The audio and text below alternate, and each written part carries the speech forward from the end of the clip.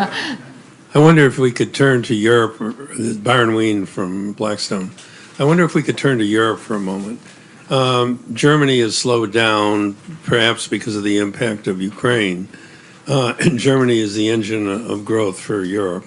Europe is in danger of slipping back into recession. What should Mario Draghi do to avert an economic catastrophe in Europe? Well, I've always been, and in fact, in the original edition of this book, which goes back to 2013, I raised some serious question about the viability of the euro generally. And indeed, I had the privilege of sitting in with the G10 governors, which there are 11 of them, and almost all are European.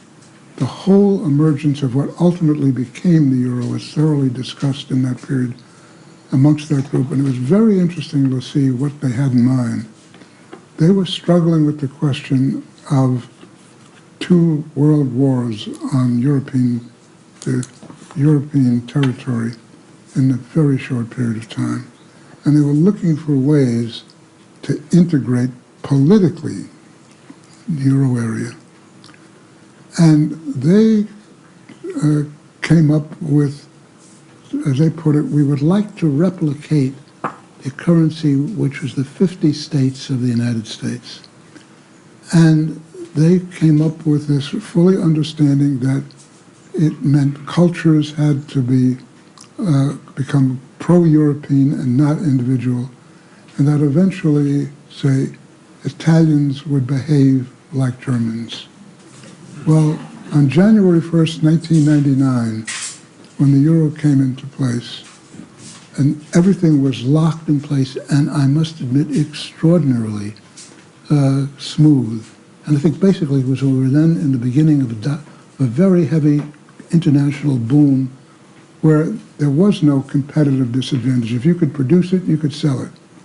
And so what was happening is that with the lower euro interest rates for example, Italy, I mean, they came down 500 basis points as they moved into the euro.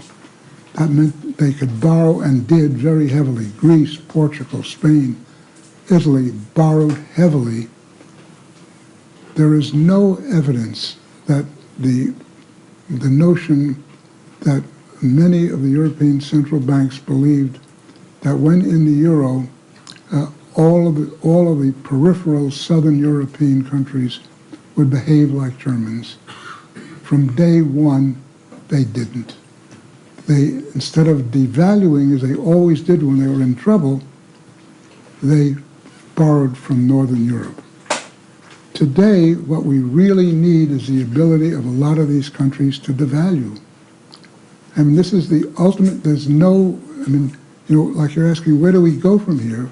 Well, the only place we go from here is to free the currencies to readjust, because they're now extraordinarily imbalanced with respect to the lock.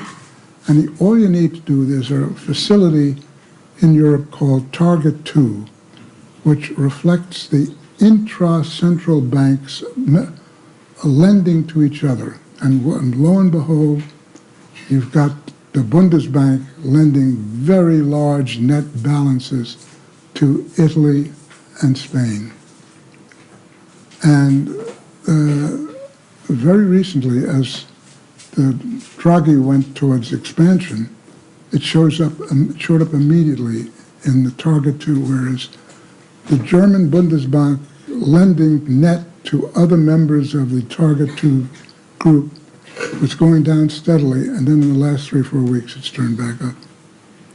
That is telling you that this is not a solution to this. The only solution, as I put it in the book originally, is actually a full political integration of Europe, because if that occurs, then the currency problem disappears. And if it doesn't occur, you think it breaks up? I'm sorry? If it doesn't occur, if political integration doesn't occur, do you think the euro breaks up eventually? Yeah.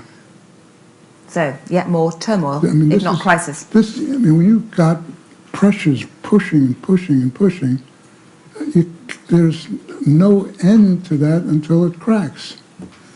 Right. Well, I'll ask you later for reasons to be